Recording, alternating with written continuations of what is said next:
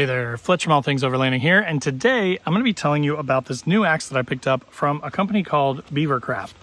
This thing is pretty sweet. It is a big full-size felling axe, which I'm not a lumberjack, so just let's start with that. But I've had several axes. I've got a couple chainsaws.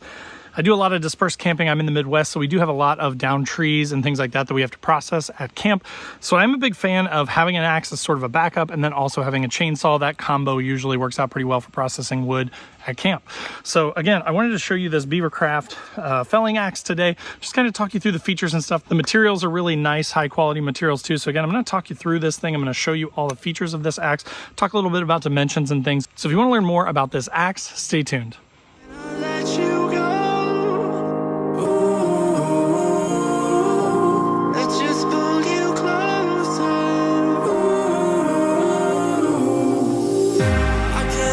Where it came from, but you got it, my got it. It began in the land of the sandstorm. I fought it, though I wanted everything to do with what you give to me.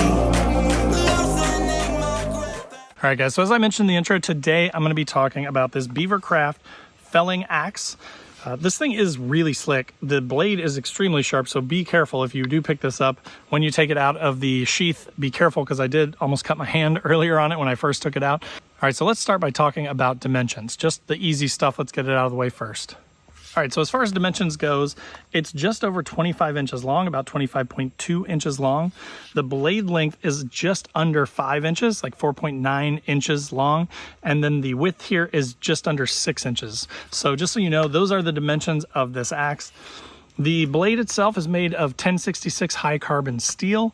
It looks to be, hand crafted, just from the appearance of it. The sheath is authentic cow leather, so it's really high quality. It's super supple, soft leather.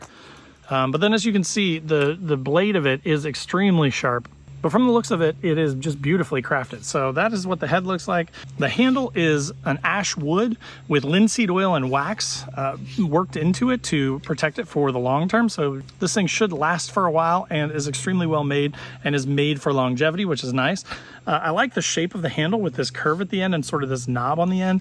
When you're using it, and I'll show it, I did delimb a tree a little bit and chop some of a log a little bit ago that I'll lay over this just so that you can see it. But I mean, in action, the length of this thing and the shape of it and the knob at the end make it extremely easy to swing, and make sure that you hold on to it and it doesn't come out of your grip when you're using it. So I do really like just the overall form factor and the usability of the axe. Again, for the price, it is a little bit on the pricey side. This is about a $200 axe. I'll put a link in the description down below if you're looking for something like that. But again, if you are into axes and you're looking for something that's extremely well made, that's going to last for a long time, this could be a good option for you. In addition to the really well made leather sheath that comes with it, you also do get a strap and a couple of slings that you could use to attach to the axe and then use this to carry it around. So if you wanted to walk around your property and bring your axe with you to, chop up some trees and stuff that had fallen down, then you could use that sling just to make it easier to carry the axe around without having to haul it everywhere in your hands. So, but again, this thing has a really good heft to it. The quality of it seems to be really good. So if you are looking for a quality axe that you haven't, maybe heard of before, the Beavercraft may be a good option for you.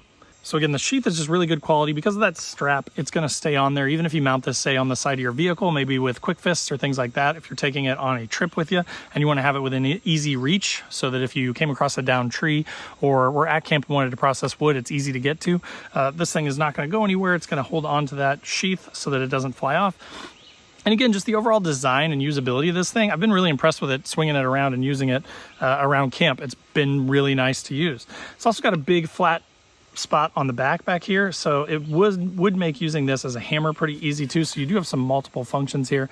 It's just such good quality carbon steel and so heavy that you could definitely use it for a multitude of purposes. But again, just wanted to share this thing with you because I think that it is a really cool axe, and if you are into axes and kind of looking for something that maybe you haven't heard of before, this could be a good option for you. Of course, I'm going to put a link in the description down below, so if you want to check them out, feel free to check that link down below. If you have any questions, post up in the comments down below as well. Also in the description down below will be links to all my other social channels, so wherever you want to come hang out, I'd love to have you. There's also a link to my website where I've got funny overlanding camping themed patches and stickers, things like "Don't burn your wiener" and "It's a hot dog." So check those out if you are looking for some funny patches or stickers, which most overlanders are into.